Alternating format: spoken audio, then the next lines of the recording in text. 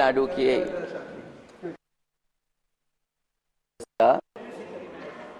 कानिमोझी जी को मैं सुन रहा था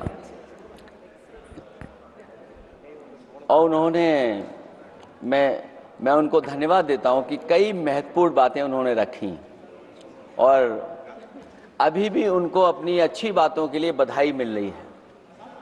हमें खुशी है इस बात की कि विपक्ष में जो लोग हैं उनको बधाई मिल रही है, लेकिन सत्ता पक्ष के लोग जब बोल के जा रहे हैं तो उनके सदस्य भी उन्हें बधाई नहीं दे रहा कोई। अध्यक्ष महोदय, मैं धन्यवाद देता हूं आपका भी, और क्योंकि मैं उनकी बात सुन रहा था, उनकी बात सुनने से मुझे कुछ याद आया।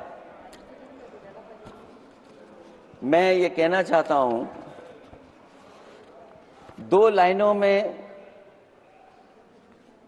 कि मैं दुनिया को मनाने में लगा हूं। अध्यक्ष महोदय,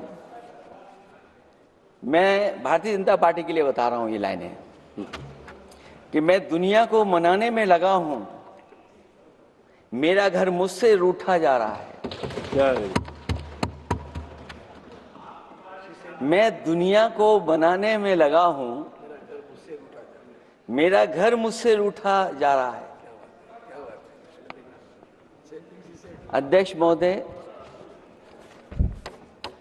बात शुरू करने से पहले मैं सबसे पहले भारत की सेना, उसका आभार, उसका धन्यवाद देना चाहता हूं। दुनिया में साहसी फौजों में गिनती अगर होती है तो हमारी भारत की सेना सबसे आगे दिखाई देगी। उनके पराक्रम पर, उनकी वीरता पर, उनके अदम्य शौर्य पर हमें सबको गर्व है। कोई ऐसा भारतीय नहीं होगा जिसको गर्व न हो। हमें अपनी फौज पर गर्व है और हमें इस बात के लिए भी गर्व है कि जब सेना ने अपना ऑपरेशन शुरू किया तो पाकिस्तान के जितने भी टेररिस्ट कैंप थे उन पर अटैक किया गया। न केवल पाकिस्तानी कैंपों को नष्ट किया गया, बल्कि पाकिस्तानी जो एयरबेस है उन तक पहुंच गए, उनको भी नष्ट किया, ध्वस्त किया। और जब हमारी फौज पाकिस्तान को हमेशा हमेशा के लिए एक पाठ पढ़ा सकती थी, एक ऐसा संदेश जाता कि भविष्य में पाकिस्तान कभी ये हिम्मत नहीं जुटा पाता, और ऐसा भी लगा हम लोगों को, क्योंकि अध्यक्ष महोदय, जब हम बड़े बड़े राष्ट्रीय चैनलों को देखते हैं तो उन चैनलों से ये लग रहा था कि कराची हमारा हो गया है, लाहौर हमारा हो गया है। किसी चैनल ने किसी को ये भी बताया कि हमने उनको पकड़ भी लिया है।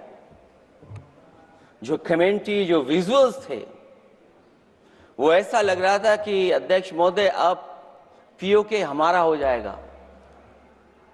हालांकि सरकार के इंजनों को मैं टकराता हुआ देखता हूं।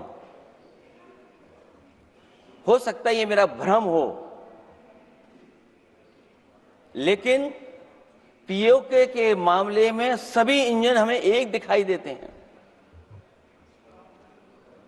और जहां पीओके पे पहुंचने तक की बात थी, कुछ लोग तो पीओके पर ये कह रहे थे कि हमारा कब्जा हो जाएगा, 6 महीने का केवल हमें मौका मिल जाए। ये अब सरकार आखिरकार पीछे कैसे हट गई, और क्या कारण था कि सरकार को सीज फायर का ऐलान करना पड़ा? अध्यक्ष महोदय, हमें उम्मीद थी कि सरकार सीज फायर करेगी, सरकार ऐलान करेगी, लेकिन इनकी मित्रता बहुत है, बहुत गहरी मित्रता है, और उसका परिणाम यह है कि इन्होंने अपने मित्र से ही कहा कि आप ही सीज फायर अनाउंस कर दीजिए, हमारी कोई जरूरत नहीं है, हम सीज फायर आपसे ही स्वीकार कर लेंगे। आखिरकार किस दबाव में ये सरकार स्वीकार कर रही है। वैसे तो अध्यक्ष महोदय, आज जिस विषय पर बोलने के लिए मैं खड़ा हुआ हूं, दरअसल वो विषय होना ही नहीं चाहिए था। ये दुर्भाग्यपूर्ण है कि आजादी के इतने साल बाद भी ऐसे मुद्दे बने हुए हैं। ये बात अध्यक्ष महोदय पक्ष विपक्ष की नहीं है, देश की सुरक्षा की है, जनता के जीवन और रक्षा की है। हम सब मिलकर के कोई ऐसी नीति रणनीति बनाते क्यों नहीं है जिससे सीमाएं हमेशा हमेशा शांत रहें। लेकिन पहलगांव की घटना ने साबित कर दिया है कि लापरवाही देशवासियों की जान ले सकती है। और अभी जब मैं सुन रहा था और बहुत ही उत्तेजित भाषा में जब जवाब मिल रहा था, उत्तेजित भाषा इसीलिए बोल रहे हैं कि जनता सम्मोहित हो जाए, जनता स्वीकार करने लगे। लेकिन सच्चाई ये नहीं है। आप कितना भी उत्तेजित बोलें, देश की जनता समझ रही है। ये सही है कि जनता के इमोशंस का लाभ आप उठा रहे हैं शासन करने के लिए। जनता का इमोशन का लाभ उठाती है सरकार। मुझे याद है कि जिस दिन पहलगाम हमला हुआ, उस दिन वहां का हर पर्यटक पूछ रहा था, जो पर्यटक पूछ रहे थे कि खतरों के बीच मेरी रक्षा करने वाला कोई वहां क्यों नहीं था। आखिरकार ये सबके मन में सवाल यही है कि जिस समय घटना हुई, आखिरकार उन्हें बचाने वाला कोई क्यों नहीं था। और जो सरकार ये दावा करती है, 370 के बाद ये कहा सरकार ने कि भविष्य में कोई आतंकवादी घटना नहीं होगी, वहां टूरिज्म बढ़ेगा। जितने लोग वहां गए वो सरकार के भरोसे पे गए थे, वो सरकार के आश्वासन पे गए थे। और आखिरकार सिक्योरिटी लैब्स की जिम्मेदारी कौन लेगा। अध्यक्ष महोदय, सबसे बड़ा सवाल यही है कि सिक्योरिटी लैब्स का रिस्पॉन्सिबल कौन होगा, वो जिम्मेदारी कौन लेगा। और ये जो पहलगांव की घटना हमारे इंटेलिजेंस फेलियर की वजह से है। उन्हें मैदान को खुला छोड़ दिया। वो सरकार जानती होगी कि कितना समय लगा होगा फोर्सेस को आने में। आखिरकार वो जिम्मेदारी किसकी है। और फिर सरकार को यह जरूर बताना चाहिए कि सरकार क्या क्या कदम उठा रही है कि भविष्य में ऐसी घटना ना हो। क्योंकि पहलगांव से पहले पुलवामा भी हुई और पुलवामा में भी यही बात रखी गई थी कि इंटेलिजेंस फेलियर है। उस समय भी किसकी जिम्मेदारी थी इंटेलिजेंस फेलियर की, किसी को नहीं पता। और अगर इंटेलिजेंस फेलियर पहले था तो पहलगांव में भी वही इंटेलिजेंस फेलियर हम लोगों को और पूरी देश की जनता जानती है आखिरकार जिम्मेदारी किसकी बनती है। जो लोग बड़ी बड़ी बातें कर करके चले गए, कम से कम देश के सामने एक सबसे महत्वपूर्ण सवाल, उसका जवाब सरकार की तरफ से आना चाहिए। क्योंकि हमारी सीमा पर जो सुरक्षा है, जो रक्षा करने वाले हमारे सेना के लोग हैं, वो हमारी सीमाएं सुरक्षित रखते हैं। लेकिन हमारे भारत का क्षेत्रफल क्या है, और सरकार को कम से कम ये जानकारी देनी चाहिए सदन को, देश की जनता को, कि जिस समय सरकार में ये भारतीय जनता पार्टी आई है और आज जब हम सदन में चर्चा कर रहे हैं तो हमारे भारत का क्षेत्रफल क्या है। कम से कम क्षेत्रफल पता होना चाहिए, क्योंकि जब हम सवाल पूछते हैं, और जो सवाल पर्यटक पूछ रहे थे कि कुछ ऐसे लोगों को सरकार की ओर से चारों तरफ से चाक चौबंद सुरक्षा घेरा क्यों दिया जाता है, वो जो बाद में ठग साबित होते हैं, जो हमारी रक्षा क्यों नहीं की गई। पहलगाम के दूसरे दिन की जिस तरह की राजनीतिक कार्टून, क्योंकि जिस तरह का लाभ लेना चाहते हैं भारतीय जनता पार्टी के लोग, हम सब ने देखा कि पहलगाम के दूसरे दिन ही जिस तरह का राजनीतिक कार्टून भाजपा के ऑफिशियल हैंडल से पब्लिश किया गया और हमारे द्वारा घोर आपत्ति किए जाने पर हटाया गया, उसने साबित कर दिया कि भाजपा के लोग भी जानते हैं कि दुख की इस घड़ी में उन्होंने देश की भावनाओं के साथ बेहद शर्मनाक खिलवाड़ किया है। भाजपा बताए कि ऐसे संवेदनहीन लोगों के खिलाफ उन्होंने क्या कार्रवाई की है। ये अति गंभीर प्रश्न है कि जिन्होंने अपनों को खोया है उन पर दबाव डालकर के बयान भले बदलवा दिए जाएं, लेकिन भाजपा याद रखें, बयान बदलवाने से सच नहीं बदल जाता है। पहलगांव के शहीद सैनिक की पत्नी द्वारा देश हित में शांति और सौहार्द की अपील करने पर उनसे जिस तरह का दुर्व्यवहार और उपशब्द कहे गए, उससे हर महिला और सच्चा देश प्रेमी बहुत दुखी है, आहत और शर्मिंदा हुआ है। ये सब जानते हैं कि किन लोगों की हरकत थी। इस संदर्भ में और परिप्रेक्ष्य में हमने महिला आयोग को पुरजोर अपील की थी कि वो नारी की गरिमा के विरुद्ध गलत बयानी करने वालों के खिलाफ केवल शाब्दिक औपचारिकताएं न निभाएं और बल्कि सही से कार्रवाई करें, लेकिन उस पर भी कुछ नहीं किया सरकार ने। पहलगाम की पीड़ित महिलाओं के बारे में कहे गए बयान के लिए निंदनीय शब्द से निंदनीय शब्द तक को आपत्ति होगी। नारी वंदन की जगह नारी का अपमान, निंदा और हर संभव शोषण और उत्पीड़न करना ही भाजपा का असली चेहरा है, जो बेहद शर्मनाक है। पहलगाम में हुए आतंकवादी हमले के जवाब में एलजी साहब ने कहा कि वो इंटेलिजेंस फेलियर है, लेकिन यह नहीं बताया कि फेलियर क्यों हुआ है। अध्यक्ष महोदय, मैं उम्मीद करता हूं कि सरकार का यह जवाब जरूर आए कि फेलियर क्यों हुआ है। ऑपरेशन सिंदूर के नाम पर जो प्रचार किया गया वो भी निंदनीय है। सच तो यह है कि ऑपरेशन सिंदूर का होना ही सरकार की विफलता का प्रतीक है।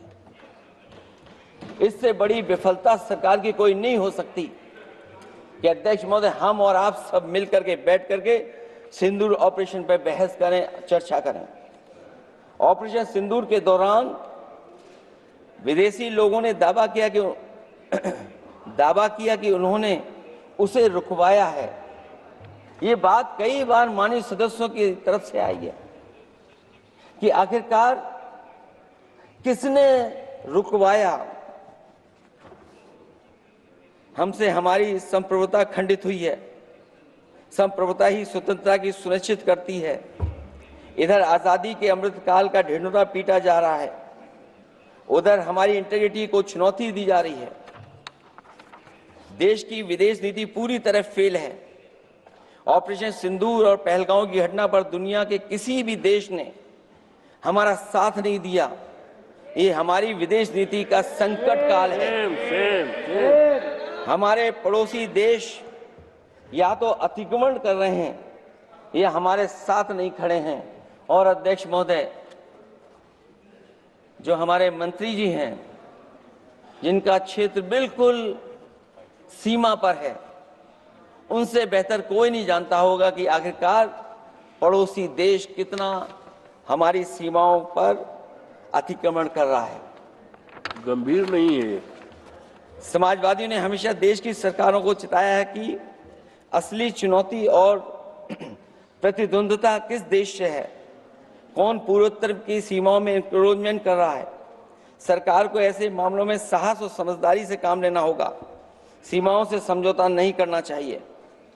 आज सरहदों के साथ देश के कारोबार को भी चुनौती मिल रही है। सरकार को आगे बढ़कर के उसका समाधान करना है, दो कदम पीछे करने नहीं है। अध्यक्ष महोदय, जो हम लोगों को सुनने में मिलता है, ये सरकार जवाब दे कि आखिरकार जो पाकिस्तान है उसके पीछे कौन सा देश खड़ा है। आखिरकार हमें चीन से उतना ही खतरा है जितना हमारे देश में आतंकवाद से खतरा है। सरकार की जो नीतियां हैं, सरकार के जो फैसले हैं, वो कहीं न कहीं ऐसे हैं जो हमारा सीमाओं का अतिक्रमण कर रहा है, उसी की व्यापारिक गतिविधियों में मदद करने का काम करते हैं। सरकार को अपनी आर्थिक नीतियों के लिए गंभीरता से पुनर्विचार करना होगा।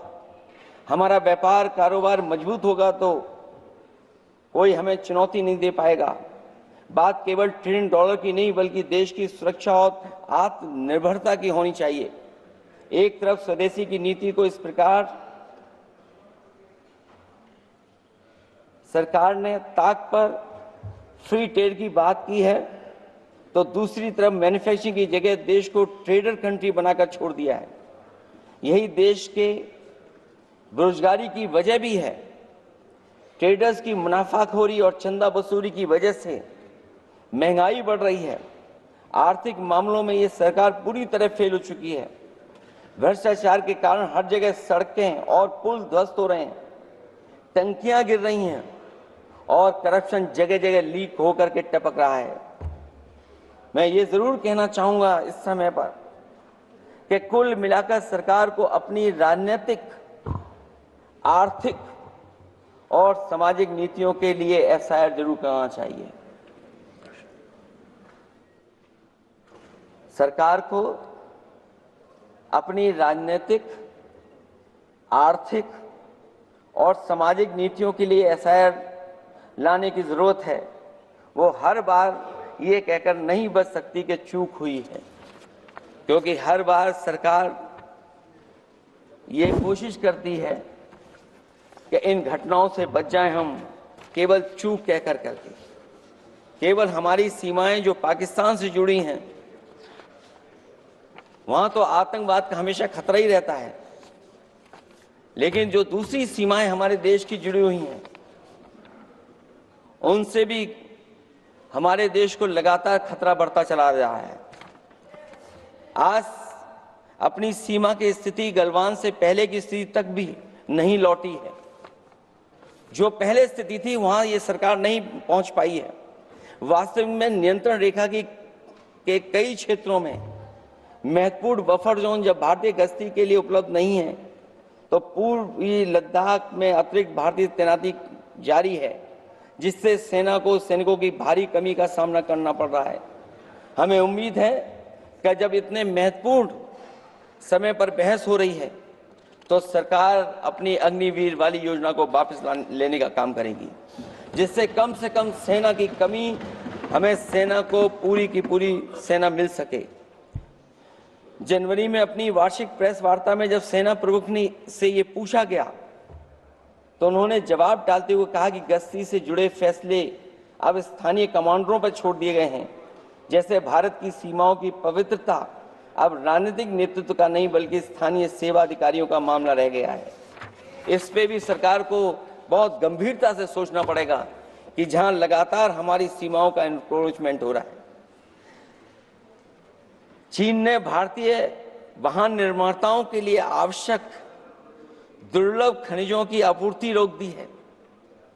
सुना है कि बुलेट ट्रेन प्रोजेक्ट के लिए सुरंग खोदने वाली मशीनें, डीएपी जैसे उर्वरक और यहां तक कि कई बड़ी कंपनियों की रणनीति के तहत उनकी सप्लाई रोकने का काम किया है। जहां हम एक तरफ आत्मनिर्भर का नारा दे रहे हैं, वहीं हम किस पर निर्भर होते चले जा रहे हैं, ये भी विचार करने का सवाल है। सुनने में आ रहा है कि कुछ महीनों के बाद सरकार बीजिंग में मंत्री अधिकारी सब मिलकर के कोई बहुत बड़ी मीटिंग होने जा रही है। कहीं ऐसा तो नहीं है जो कूटनीतिक भागदौड़ चल रही है, कहीं कोई हमारी कमजोरी तो नहीं उजागर कर रही है। इसलिए जहां हमें पाकिस्तान से खतरा है, उसकी सीमाओं से हमारा आतंकवाद आ रहा है, वहीं जो उसके पीछे खड़ा हुआ देश चीन, उससे भी हमें सावधान रहना पड़ेगा। और अध्यक्ष महोदय, हम जैसा कि सदन को जानकारी है कि 6 और 7 मई 2025 को भारतीय सेनाओं ने ऑपरेशन सिंदूर के नाम से एक ऐतिहासिक सैन्य कार्रवाई को अंजाम दिया था। For more such videos, subscribe to the NewsX YouTube channel, hit the bell icon.